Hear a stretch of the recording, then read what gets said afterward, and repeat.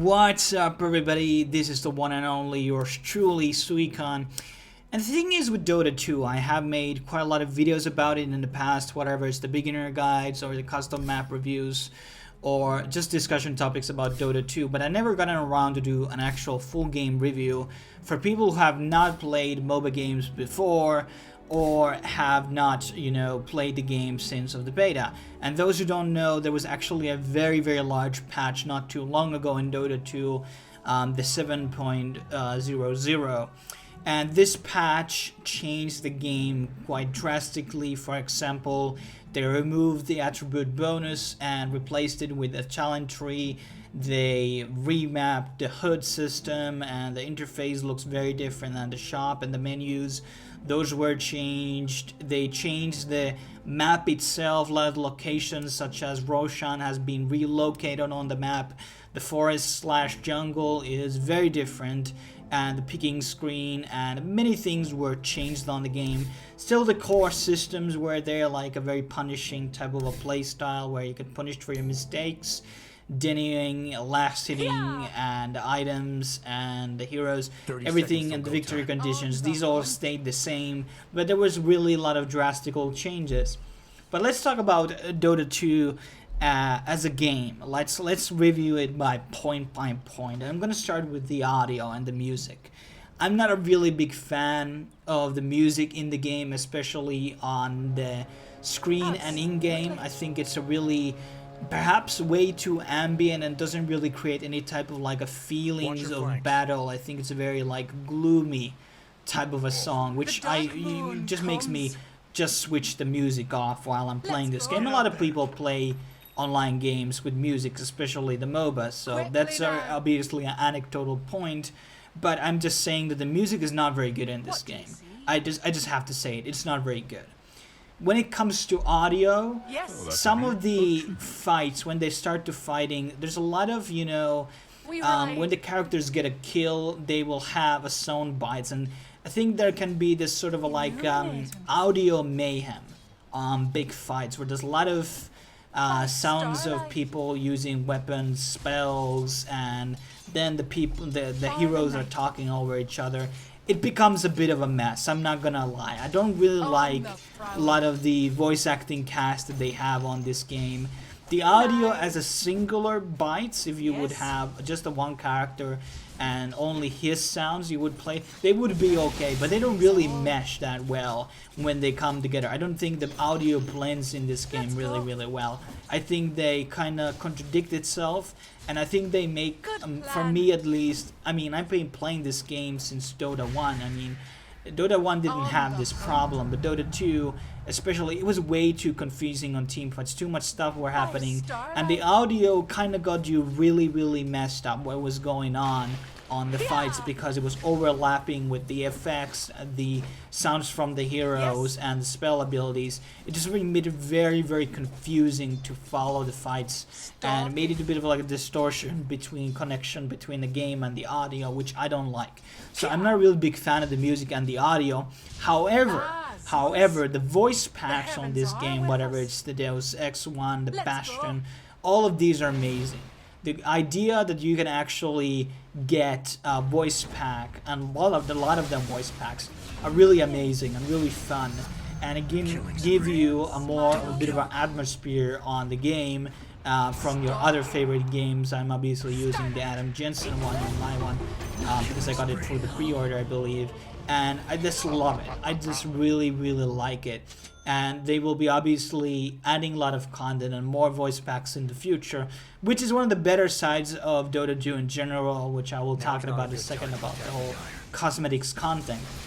When it comes to optimization of the game was not very well optimized in the past. I think I had a lot of problems in FPS drops on this game, but it has been improved a lot, and like a lot of other Valve games, there are many options for tweaking it, whatever it's you want to disable VSync, or you want to increase brightness, or you want to remove shadows. You have all of these settings and options inside the game, which allow you to customize it for your liking or for your computer. Because a lot of new games that are being released which don't even have, like certain games that were released on, for example, on console and had a PC port, these PC ports have no settings on them whatsoever. Like you can't even change it to windowed mode or anything like that.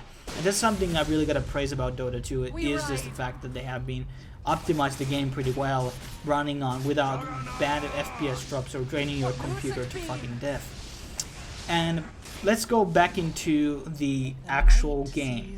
So the game itself, as many people know, if you're new to MOBAs, Dota 2 is probably not the best place to start, because it is a very punishing. When you die in this game, you lose actual gold that you have gathered inside the game.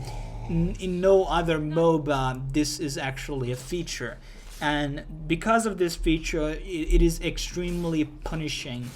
You can have such a big gap between between the player A and the player B. If the player B is much better, he will be denying and last hitting much better, and he will be killing on your lane and you will be behind in gold quite a lot, and there's no chance for comeback in that type of 1v1 situation. And because of that, it is just exactly that type of a game where you might want to start with the Overthrow, which is an arcade map, which allows you to play with the characters and just is a bit of like an A-ramp. All mid, all random, just like a battle royale type match. And this is the best play to learn the items, learn the characters, and just play this map, this custom map, before walking into the normal games, because you will be, wrecked. You don't understand what is the priority of the creeps, when will tower attack you, what is the tower's range. All of these information are not really told to the player inside the game. Obviously there's a good tutorial in Dota 2, but aside from that it doesn't really tell you the meta. There is a recommended item systems and all that, but it doesn't tell you the build orders. Obviously you can look all this from internet, obviously, but for the most part it is a very punishing game. It's very hard to learn and it needs time. You need to sink in time to learn it, and that's pretty much with a lot of MOBAs. Not everyone, but it definitely has one of the deepest learning curves of them all.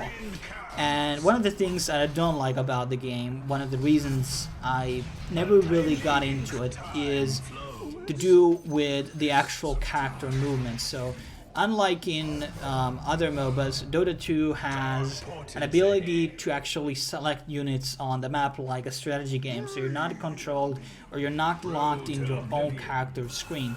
In League of Legends or Smite or Paragon, you're not able to click other people or choose a unit, because in Dota 2 you're able to control other units as whole some characters have summons and etc. And because of that you are required to not to be locked on one character, and this can create this sort of a situation you feel very out of control of your character, where you try to click on go back to the fountain and go back to the tower, and you don't feel that the character is very responsive. And this goes to my other point, what I don't like about the game is the turn rates. And turn rate means when you click character to go up and then you click the character to go down. In other games they go straight, change their facing direction and switch the direction, but in Dota 2 the character does this sort of like a small spin before they kind of turn around, and each of the characters have their own turn rates. This can be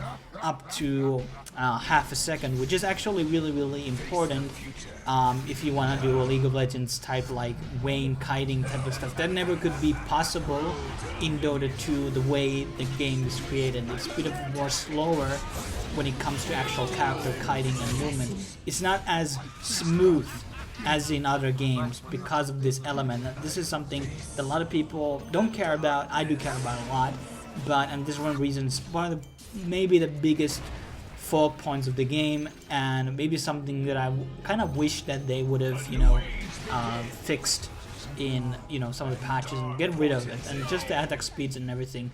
The game is a lot more slower. I just do feel like the first two games that I played when I just started playing the 7.0 again, were 60-minute games. They were really long. And the thing is with the community itself, a lot of people have been talking about the community.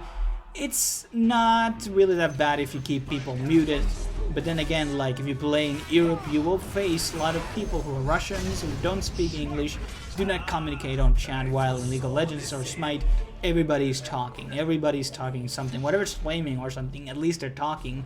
But in Dota 2, I get a lot of these situations where nobody's talking, they're not saying anything, they're playing on this weird autism mode, essentially. And the best part about Dota 2 is the arcade. The arcade has the, a lot of maps done by the community. Valve has their own map, Overthrown, which is the one game mode that I already talked about in the past. I mean, something that I did like about Dota 2 is essentially it does have a lot of game modes. You have all pick, all random, captain's mode, all of these different modes that you can play. Plus you have all these customization with the characters and the market. The one of the better things that I already said is the arcade. Because the arcade lets you play stuff that are created with the Dota 2 engine that have nothing to do with Dota 2 outside from the models and everything like that. And there are a lot of good maps which are taken from Warcraft 3. I do feel that a lot of the Warcraft 3 map makers didn't translate to Dota 2. The Warcraft 3 always had a big map maker community for the most part, and a lot of the map maker community didn't like Dota 1 in Warcraft 3 because it wasn't really the best game. It was really not. It was really a game that had really bad design philosophies and bad design choices in Warcraft 3, and there were a lot more other better maps, done better effects, better running, better terrain, all that. And that's why a lot of people didn't like Dota 1 that much in the mapmaker community. And the thing is with the arcade though is that we still have the green TDs, the element TDs, the vampirisms and tags. Some of these are better than the Warcraft 3 counterparts, some of them are worse. Because I see that a lot of people didn't do a lot of modeling for Dota 2, which could have imported models and, have a lot of, you can import a lot of fucking shit into this game, which is the privileges that you didn't really have Warcraft 3 because you had a 4 megabyte limit on like uploading stuff for the game. Like, so you could add like one MP3 track and then it would be GG. But essentially in Dota 2 you have all of these tools to make these amazing maps, yet you don't see them.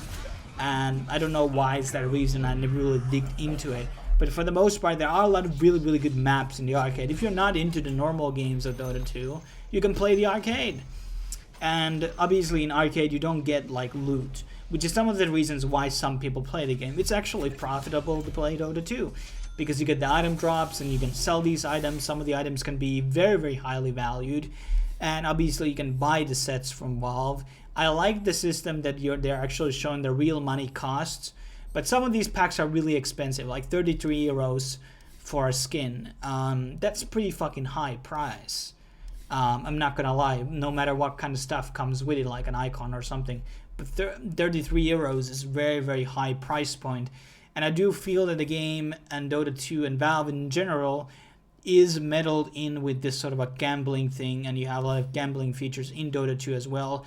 And that's something I don't like. That's a personal stance that I have. Maybe not everybody will agree with me on that, but I'm not a big fan of gambling, especially the versions of CSGO and Dota 2. But overall, I think it's an okay game. It's well optimized. It's not the beginner friendly. Once you learn the game, I think you will have fun. It's great graphics. It has okay community. I think it's a bit like where you play. If you play on American servers, experience will be a lot different than in Europe. And there's a lot of big community, so you will get into games. You don't have to wait in queue for a million hours.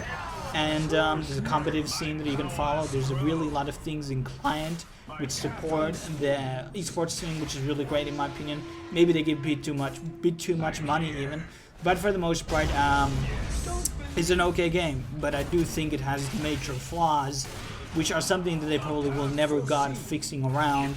But these are actually design philosophies, which I don't personally agree on, which I don't think are very good decisions. But the people who play the game, or the people who are developing the game, like Ice Frog, actually believe they are. So that's why they are there. And thanks for watching this review. Stay tuned for other MOBA reviews on this channel, and maybe I will do back again go to those custom map reviews in the future. Thanks for watching, and I will see you guys soon. Cheers.